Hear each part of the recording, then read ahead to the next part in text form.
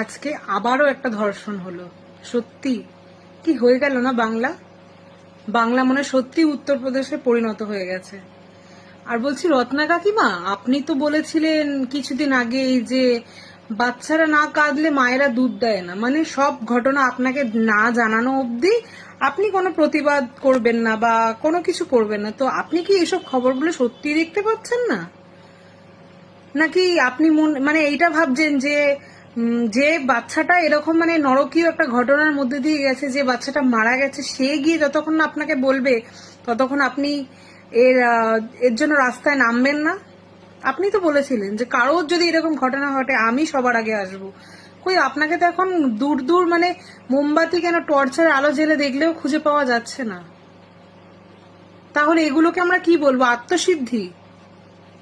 আপনার মেয়ের যখন এরকম একটা নরকীয় দুর্ঘটনা ঘটেছিল তখন কিন্তু কেউ জানতে চায়নি যে আপনি কোন দল করেন, আপনি কোন ঝান্ডা ধরেন, কোন পতাকা ধরেন।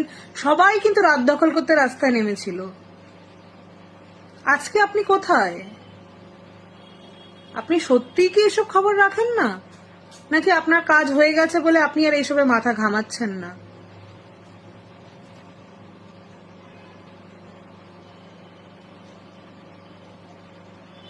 এতটা পাষাণ হবেন না।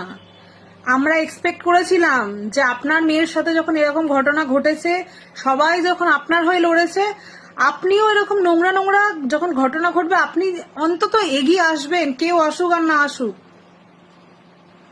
আপনি ওখানেই নেত্রী হয়ে যেতেন, আপনাকে কোনো ঝান্ডা ধরতে হতো না, কোনো পলিটিক্যাল লিডারদের কাছে যেতে হতো না, কিন্তু আপনি পারলেন না। আপনিও বিক্রি হয়ে গেছেন, সেটা অনেকদিন আগেই যদিও আমরা বুঝতে পেরেছি, কিন্তু সত্যি আজ এখনের এই ঘটনার পরেও আপনি কি করে চুপ করে আছেন? এই নিয়ে 1-1.5 মাসের মধ্যে 7 থেকে 8খানা এরকম ঘটনা ঘটলো, আপনি নির্বাক। আপনি আবার বলছেন যে বাচ্চারা না কাঁদলে মায়েরা দুধ দেয় না। ঠিক সেরকমই আমাকে কেউ না জানালে আমি কি করে জানবো আমি এসবের মধ্যে থাকি না? কেন থাকবেন না?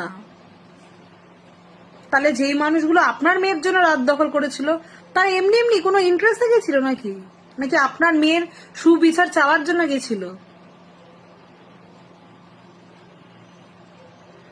লজ্জা লাগছে আপনার উপর, লজ্জা। আর শুনেছিলাম ও অবশ্য মিডিয়াতে তো এগুলো প্রকাশ করা বারণ না, কোনো মিডিয়ায় তো দেখাচ্ছে না। তারপরে আমাদের রাজ্যের মুখ্যমন্ত্রী বলেছিলেন যে যদি এরকম কোনো ঘটনা ঘটে কি দিনে ধরবো আর রাতের মধ্যে ফিনিশ করে দেবো। কই, হচ্ছে না তো।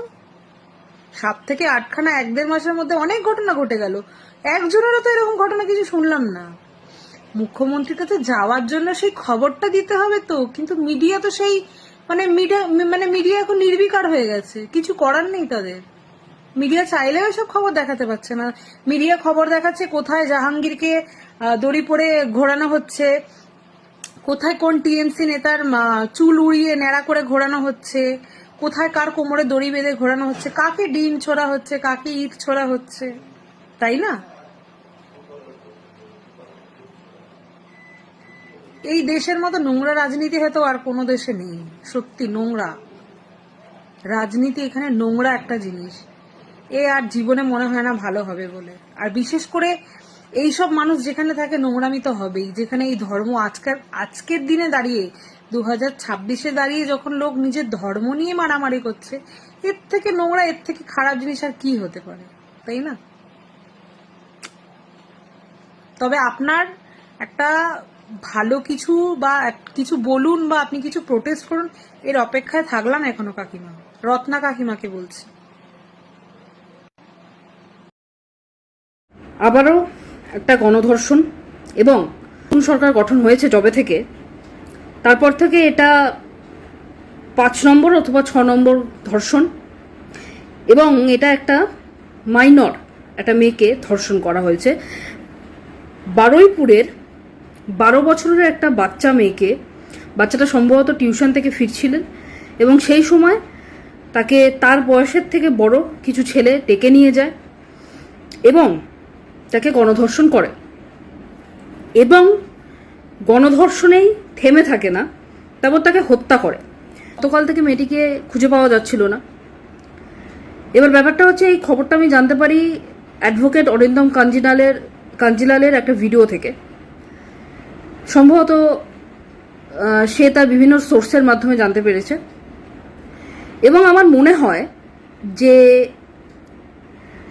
সেই যে কজনই ধর্ষণ করেছে, 2 জন 3 জন বা 4 জন যাই হয়ে থাকুক, তাদের রাজনৈতিক পরিচয় কি, তাদের মা বাবারা কতটা হাই সোসাইটিতে বিলং করে, তাদের কতটা অর্থনৈতিক অবস্থা কি, এবং তাদের জাতপাত, এই সমস্ত কিছু নির্বিশেষে প্রশাসনকে দাবি জানাবো যে তাদের যেন অ্যারেস্ট করা হয়। এবং প্রশাসনের উপর আমার ভরসা আছে, যেরকমভাবে বাকি সমস্ত কিছুতে অ্যাকশন তারা নেয়, ঠিক তার থেকেও বেশি তৎপরতার সাথে এই বিষয়ে তারা অ্যাকশন নেবে, এই দাবিটা আমি জানাচ্ছি প্রশাসনের কাছে। এবং নতুন যে সরকার, আমাদের নতুন মুখ্যমন্ত্রী অর্থাৎ শুভেন্দু অধিকারী, আমি শুভেন্দুবাবুর কাছে হাত জোর করে অনুরোধ জানাচ্ছি যে যেহেতু রাজ্যে এখন আইনের শাসন গঠিত হয়েছে, আইনের শাসন রক্ষা হচ্ছে এখন, তো এই আইনের শাসনের জন্য দয়া করে এই যে মাইনর বাচ্চা মেয়েটিকে গণধর্ষণ করা হলো এবং তারপরে তাকে হত্যা করা হলো, এর এগেনস্টে আপনি তৎপরতার সাথে প্রশাসনকে অর্থাৎ পুলিশকে অ্যাকশন নিতে বলবেন, অ্যাকশন নিতে বাধ্য করবেন। রাদার এই বাচ্চা মেয়েটি যে মারা গেল, ধর্ষণ হলো এবং তারপর মারা গেল, এই 12 বছরের মেয়েটি হয়তো জানে না যে তার সাথে কি হলো। যখন তার সাথে ধর্ষণটা হচ্ছে তখন সে বুঝতে পারছে না, হয়তো জানে না যে তার সাথে কি হলো। তাই দয়া করে বলবো যে এই মেয়েটি মাইনর, 12 বছরের বয়স, মাত্র 12 বছর বয়স, এর জাস্টিসটা দয়া করে দেবেন। এবং শুধু প্রশাসনকে আমি বলবো না, আরও যত নতুন সরকারের এমএলএ এমপি আছেন, পানিহাটির বিধায়িকা রত্না দেবনাথ এবং অগ্নিমিত্রা পাল, আরও অনেক যারা আছেন, তাদের সবার কাছে আমার অনুরোধ থাকবে এই বাচ্চা মেয়েটিকে যারা ধর্ষণ করেছে তাদের অবিলম্বে যেন শাস্তি হয়, এবং এই বাচ্চা মেয়েটির শাস্তির জন্য যেন কোনো জাত পাত, ধর্ম, অর্থনৈতিক অবস্থা, মা বাবার কি স্ট্যাটাস আছে, তারা কোন রাজনৈতিক দল করে, এই সমস্ত কিছু দেখার কোনো প্রয়োজন নেই। কোনো রাজনীতি টানছি না, কোনো কিচ্ছু টানছি না, জাস্ট সিম্পল একটা কথা বলছি, জাস্টিস চাই এই বাচ্চা মেয়েটার জন্য। এই বাচ্চা মেয়েটার জন্য আমাদের জাস্টিস লাগবে। ভয়ঙ্কর থেকে ভয়ঙ্করতম শাস্তি দেওয়া উচিত, যাতে ধর্ষণ নামক এই কথাটা মাথাতে আসার আগে, ধর্ষকদের মাথাতে আসার আগে তাদের জন্য হাত পা কেঁপে ওঠে। এই ধরনের শাস্তি দিতে হবে। ধন্যবাদ।